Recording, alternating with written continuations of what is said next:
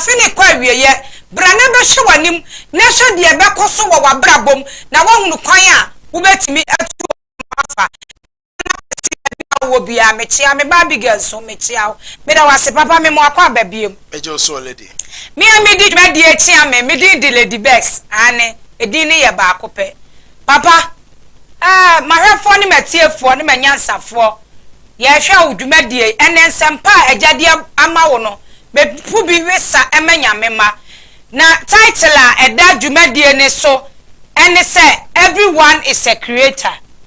Everyone is a creator. Papa topic na ede pa eyie na me pese mbusa say ndie mi hu ye obo ade ene ono na ebo ade nyina na ade nti na wo se ye ne nipa ye nso ye creator me da wase meje adwumadie no ede ahye wonsa papa bi waje bre no atena se na wo hwete adwumadie me de Christ asomdwe ede emawo eja nye wadom na omoawo no ma de wo hwe no emrem coming years idea anyway that is 2024. I wish everyone good luck. Mempai bone ma de sede ne se onipa bia o wa asase so ka me pemu a enko bia ntrase ko se 2024 betwam na obi ansa be ka de o hwe den ko nso de enmunyam ene aseda ni kabia ama odoma nkoma de me hwe ama obi ano no enye ho amen your lady ubisa asase mu ya everyone is a creator. Yes, of course.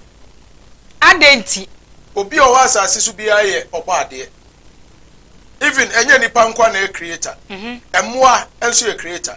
Hey, every species be a was as be a creator. Wow. Oh yes. Papa, fami tu hwa. Na cheche menyansafo a ye hwe dwumadi me ba cho fami ko. The woman say enipa nte ne amase. On say hwe o asase so abai. Se wo pese otimi tena asase so ebobra. No wani timi je wa ha. Se wo te wo ba ade ase. Okay. Na tini wi ase. Na wan kasa nso wo te ho ase. Se wan te odoma nkoma ase.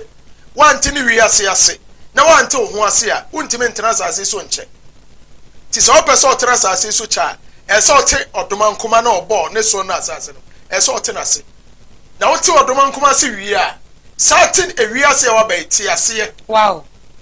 Ebi nipa bebre wa asase so omu ni nti ase e obibia ho what ase bibia wa asase so bia wodi nti e bae na wodi nti e wo ho ena wodi enti a ebesan so ayedai afri ho enti so ahunu sa na ma wo ya wadwe be won twetwe desa what you say enti de omu nyina ne say me do wura bible mu a bible no say odoma nkoma bo nipa woni suban ene ne nseso. Okay, fine.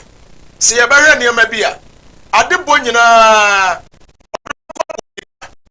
nipa dodo se no bo wiase. Papa eyoba ene bema enti nipa dodo se pa na wo wiase ye mienu pe nipa wo wiase nyina ye tu no kwasem wonya nipa wo wiase treda dabi ye tu woko emu a omo nso emu dodo se na wo wiase mienu oba ne bema what you say. Okay, ade bia wo wiase bia tu adenti na odoma nko ye ne tu sa na chese e wa ase. okay, na odoma nko e bobo na de creator no wa bona de bibi obo no mienu but niam bi o hono mu a creator no anya dai wa mo oja de manipa what you say oja de manipa enti ye ne wo wiase ye nyina nya menya baako.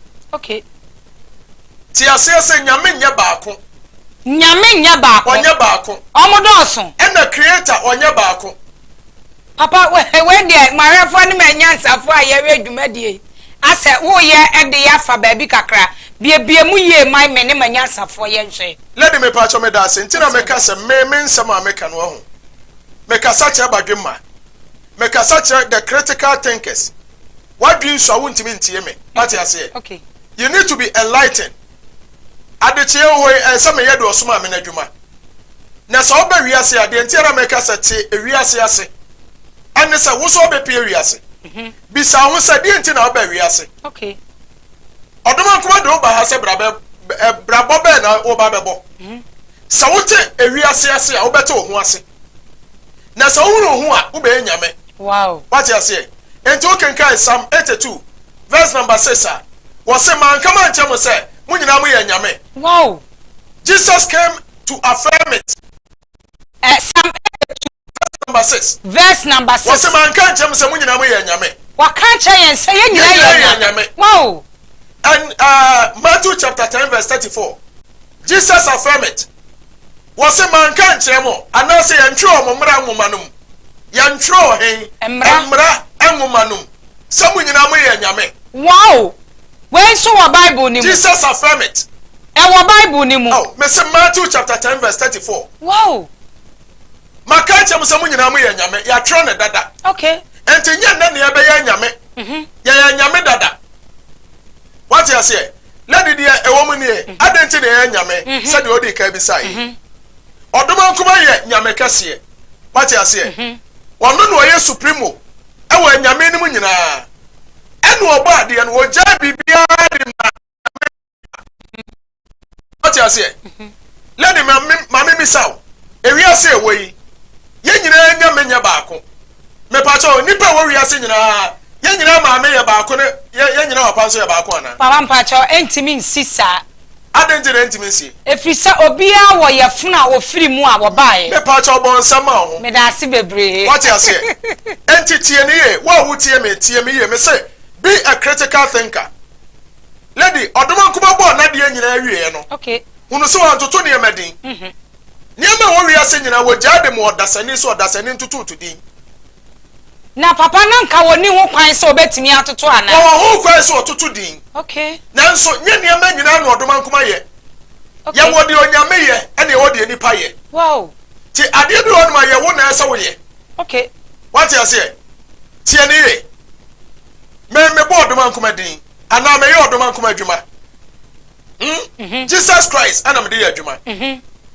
Jesus aboa me se me metra fidie so wabua me se metra fidie so mpacho se me na me kasa na se Jesus na kasa papa ye nipadua ne na kasa enye Jesus na kasa what you say yeah we you say wo de nipa ye ene wo de nyame nso ye dan eye say ye wo de nipa ye na ye wo de nyame ya ebia na wo firi wadamfo dem akọ ana wo koye aduane efise Christmas adu ji odi for line no the line is 0553 011926 odi for skadwa the line no me to me bo ase abo a kire line is 0553 011926 odi for skadwa the line no Fresisia na ye befa me da wase papa ye nko lady me pacho nipa nte ne ma biase okay show enko odoma nkoma ho kwan se obo nipa wo wiase nyina prekope okay nanso amo ne nyina prekope lady unim se wo wotie wo ye creator papa kwan be so na metimi afa mimi nipa de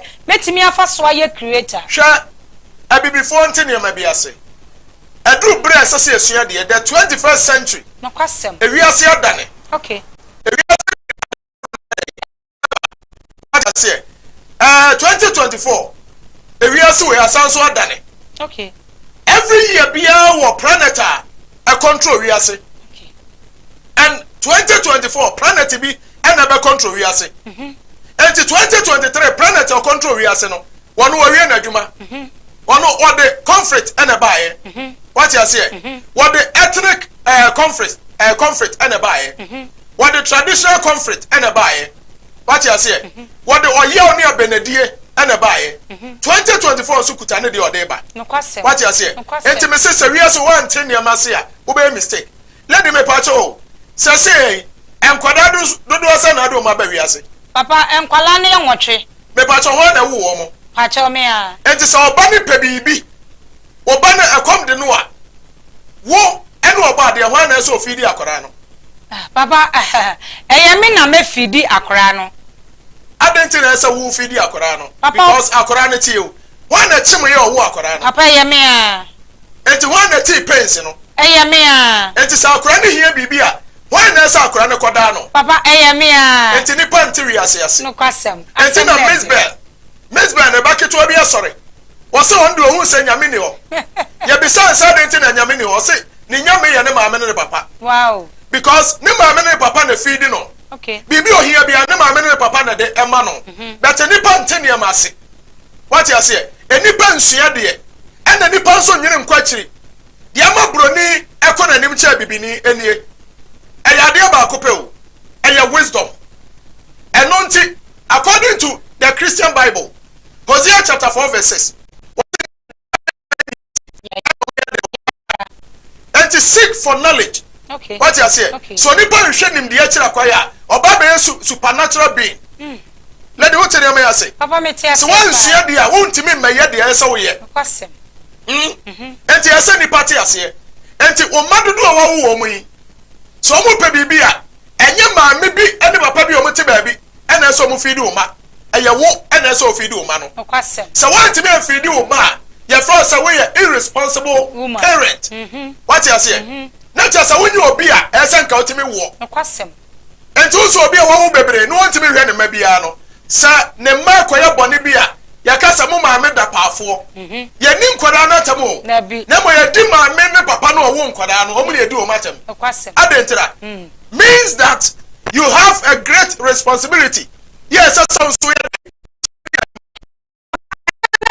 ni ya befa so abade papa bie ma yenti e obade ni wo ye oba oba hia bema ansa no atimi abo bibi what you say ye bade me to me a producer and at the same time me also a creator because enkoda bebre na wo mu bema a great producer what you say than the woman adentra me say me 100 years nessa sabe me bema enyojo ya metimi awo as many children as I like what you say but oba limited oba be wo kwakodu ba bi obetwa wo bema ntwa wo what you say always be adabia me kan sam tire nipa universe ne ya bema ena earth ne so ya dai ayo oba what you say ento say oso ni asase when the feed ne yonko papa osoro ne feed ansa nsuo da asase so ensuo sa da soro but always be ya ensuo wo soro no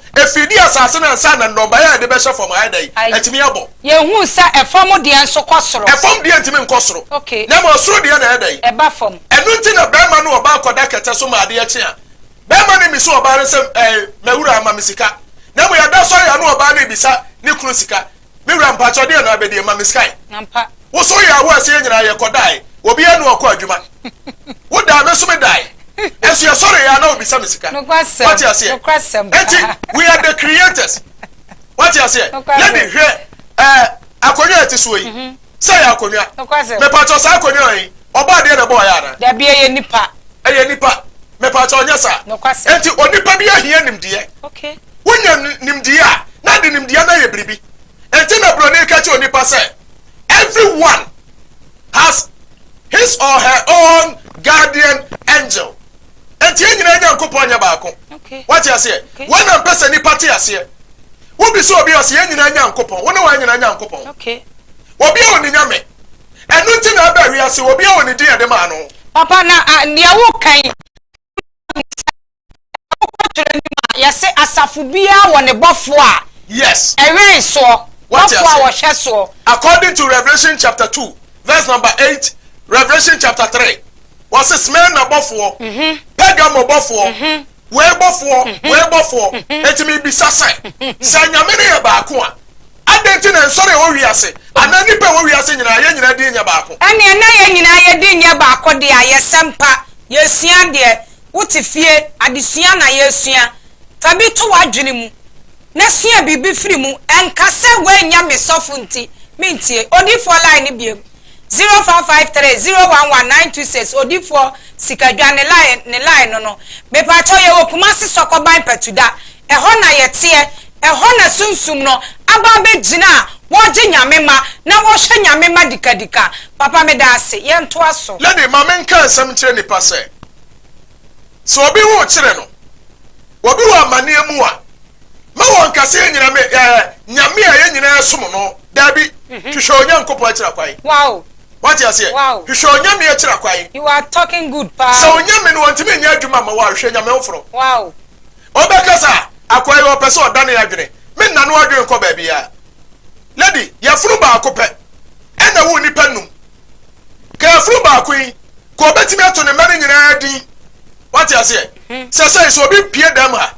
No ka so ba yi obi. Na ye bisa no obnya pie ase ya. Wo hwe wa me hwe nipa.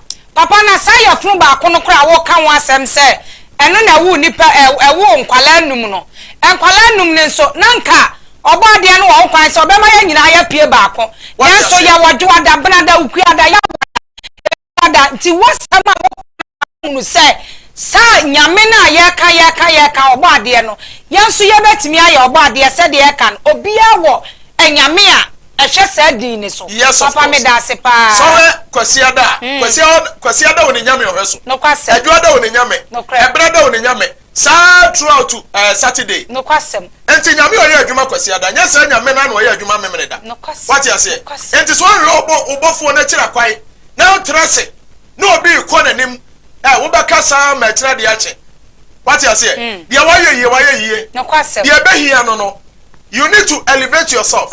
Sorry, what you say? It's a matter of stand up and do something for yourself.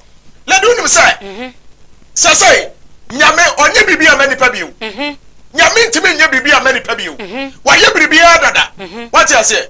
Let him say, and you only pebi, and the tenants in wanya nimdie. Na nimdia ni enya na hey nyame na ya bia mekasa if you want to be wise join the spirits. Okay Upeso enya nsafo ne honhom nante. Okay What you say? You want the insiders and you want the outsiders. Enti asase we there are more secrets on this earth.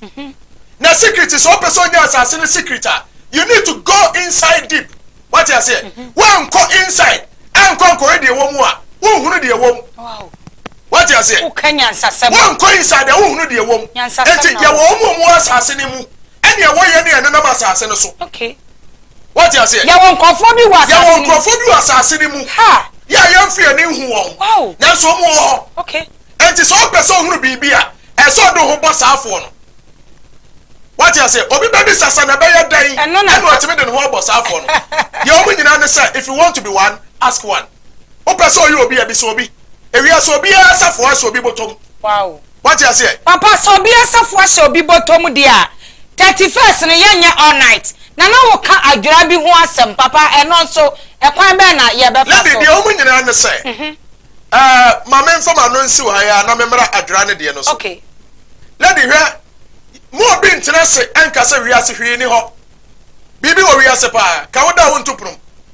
Obi atimi atena se obi nya me amanenim de ye otimi de ye cars. Wo cars apostle Joseph cars ye wo ye wo cars ye kwa. Dabi. Ebere bi wa barika asem bi. Wasesa me ye bibi na se mente ase ana che madua. Me consult obi a me gya na makoda. Me da na me ko ba bi ye sa de no. Na me ko. Me ko na makofa nim dia na ye dai. E de abantime me da ye nyane me. Wow. Ya mommy punum. Wow. The reason being that they say ebi na the oil spiritual world no. Ebi na onya nwie. Enti wo be bone prumu a wo hwe a wo be yama wo nyane wo be blu alarm so aye de wawu.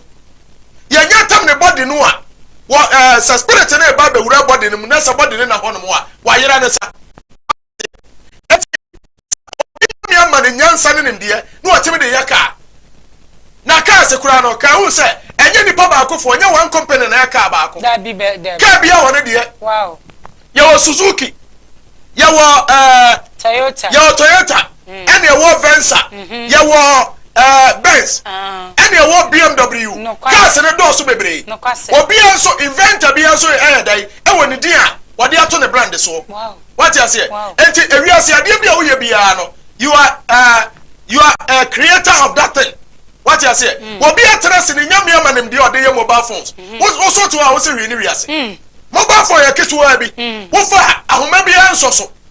Wo bia so ahoma na wo inside. Ahoma no so ya ketu wa bi. Na so timi fro bi wo Ghana to America na ye dai. Na ye wo so to a say bibia ni wiase. Seek the divine knowledge. What you say? You should him dia bi. Na lady, me ka somewhere dey atwa to no ma ba adwira no so. Enipa kasa bebre. In mysticism, in mystic, obi a mystical person bi ano. The achonyina ne say, hear more and talk less. Okay. Tie some bebre. Na kasa ketuwa bi. Okay. We a mystical person a, ya chewo say, dane abo okra. Da bia me kan nsem bi wa so dem say, ya wa mu amienu ne wo fie. Two pers. Ewo efie ba akum. Ya okra ma na okra. Someone me no one party at top one kese. Papa o krama de ne ho ahomte. What you say? Krama ho ahomte. No kre. Adenti adu obehu bi ofa na ni nhwe. Obepo. Wo hu ya no o sha say blow alarm. Wo kra so wo hu pa no ayi nani. No na ni to na head dai. Eh. What you say? Enti in the mystical regime head dai. Me no na mo a. Wo betima ya made bebre. Dia wo ye bia medical head dai. Me sa me yesai. Masi mi tirase. Mani si fom. Ba mi wani wo mapampam. Wo machi, mi wani wo matiko. What you say? Eni na twa mi wo hye nti wo ne me na mo a. Wo ara ba kasa ko adimifo. Ansa na be wo sese mi ni nyansa che ona aye too late amam. What you say? Enti nye bibia na nipa hu na ode na no ka. Ye won krofo bebre o madwuma sai. Nipa bebre awore agu. Nipa bebre nya sika. Enso na sika firi wonsa. Adentira. Wan hwe so ye wa mo ho ban. Wa mo ho ban. Wa mo ho ban. And at the same time, na me ya no ro. Okay, sa. Wo kenka Christians sa. Wa sa wo ko Nyankopon fi akwa akoso mo a. Eye awre wo nan. Emo no nya ro. Empenta ma samboni bi nya dai. Free wa no. Your drivers bebre ho a, wo mo ka free wo mo nsa. See and find entwika.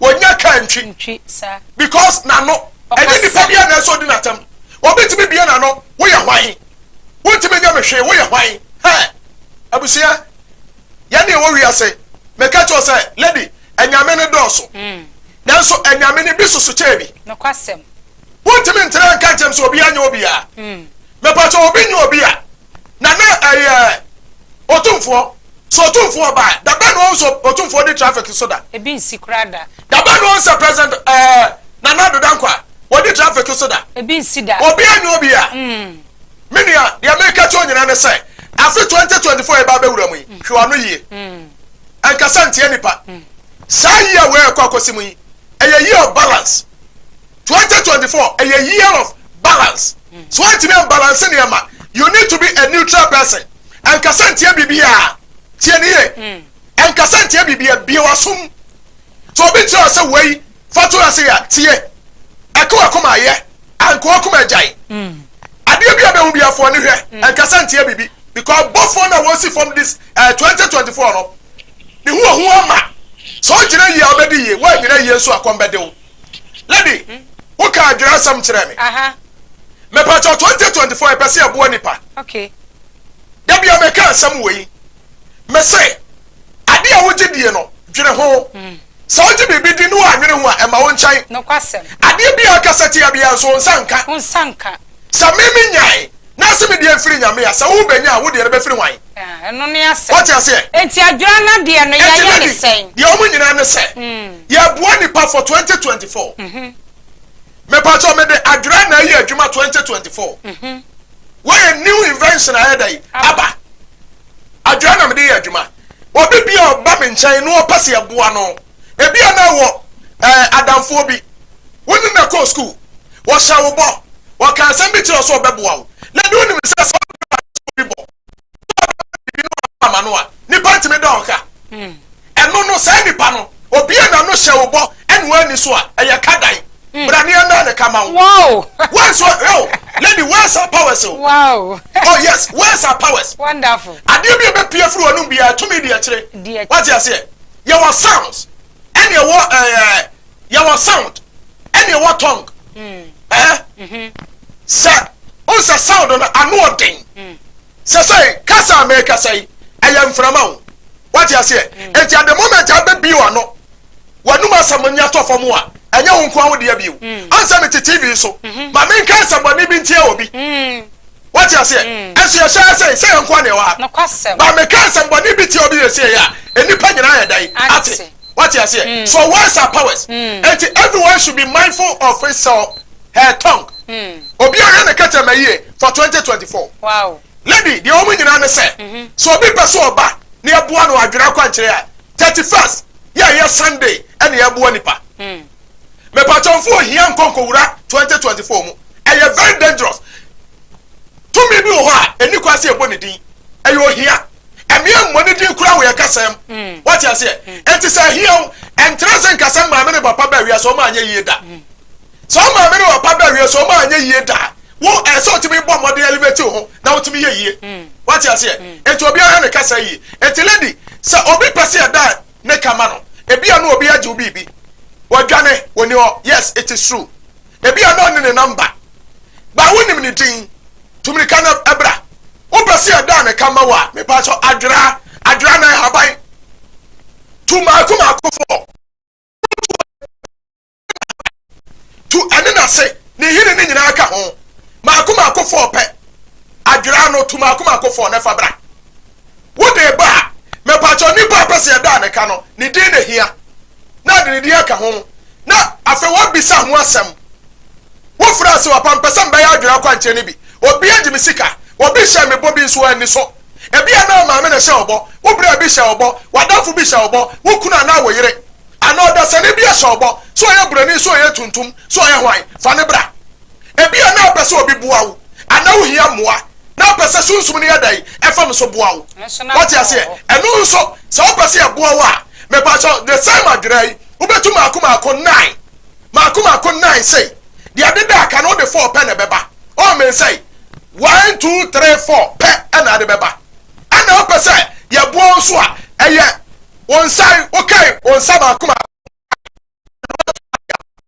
cho de ba mane hini no anka ho na fabra na afai ni pa pese ye connectu e ma no motime bo no wo de di nso ayedai aba menye picture me pa cho menye obi a picture enti me here picture enti frɛ 0553 011 926 wo frɛ ya beti ho akwai me pa cho enye free tie ne ye because o disika ba mekọ akototo ne ma bi de ayade ama o enti nka ntem se wapa ne se me fa adwura amra wo ko hura mu ano akoti adwura na de aba de aka no enyam na se meto ho bibi ede ma wo tie ne ye meka no kora kira wo mentwa obi atoro 2024 year bo nipa enti 31st of this year and also 31st of this month and year cross afini nyina afi 2024 ebesi Sunday year cross afini nyina what you say enti bomode ne bra na jamfa me sonya dai emuaw hyade nso sa me ho mento de na mo eba afode ebia na person beba afode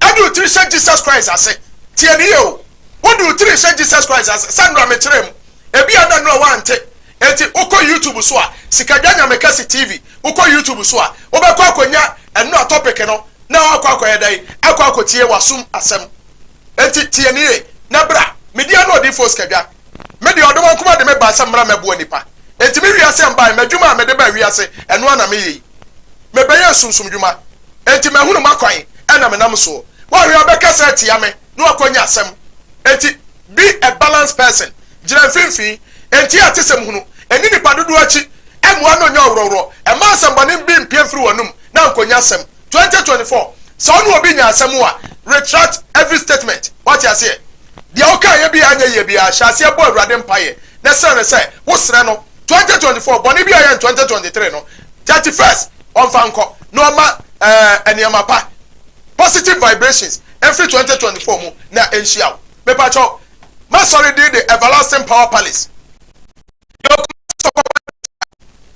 Kumasi sokoba petuda me number betimi dia treze me e dia banie 0453 011-926 when me number me didi dwuma bomode anabra nyame de onye enhwani mu ene onye yimu oni pa bia ye je no all works of people ba bia be fira ba bia be je wo fra me nso amefa ye no bedi nkomo na mo be mindful mu amufra na mudi atem wo fra ya na wudi atem be careful ewiase ewobi ena akowie bi eja nhiraw amen eja nya okese eja mi ekwa amawo onte wa hyem no onte na nim nkyiraw kosi se ochira ye besa bedi ahyemu biu mede Kristo asumdue ejawo bye bye me di dwumadi achia me di Lady Bex tete atempo dwumadi na wani gu so ana wo hye no ye kɔ ma ofoforo aba betena se eja ya adoma ochina ye besa di ahyemu 5:30 to 6 o'clock echia me ba nana kwasi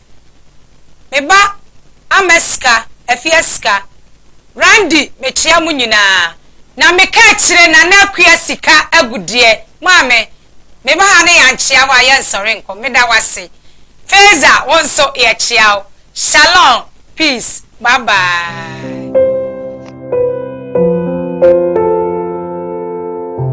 abusua waje brɛ na wo hwɛ me media ne skadwa nyame kɛse ɔdoma nkoma bɔ so ne asase a yɛfrɛ no ɔbɔ adeɛ no ne de hye konkron ene me ɛnɛ ɔdoma nkoma soma me wɔ nkyɛn sɛ memfa asomdwe nsɛm mmerɛw asomdwe nsɛm a mede nam ɛne sɛn ɔdɔfoɔ meka biribi akyɛw sɛ abrabɔ a yɛbɔ yɛmɔ no kwawo ewiase na ho kwawo ansa na bɛbɔ bra na obetumi adi sɛ bibi ta akyire ntena mo bi nkasa nwa adwenem abrabɔ na yɛbɔ no tie ne ye ɛyɛ me na mebɔ bra nya yɛn ne yɛbɔ bra adeɛ baako na master di owiase ne sɛ hia wa ɛnkasa hia yɛn yɛn sɛ sika ne ho enso nkrɔfo sia na esi adan wo tena se ama ado hia ne ahokyerɛ kwa akɔwu ɛno nti na maba bepiem sɛ ɛnam de asɛm dɛ te sɛ ɛnam de brɛ wo tutumrika na bra na bɔ mmɔden sɛ efiri juada kosi memene da anwumere 5:30 to 6 bɔ mmɔden sɛ ɔde TV ne bɛto kumawu TV na deɛ me no aka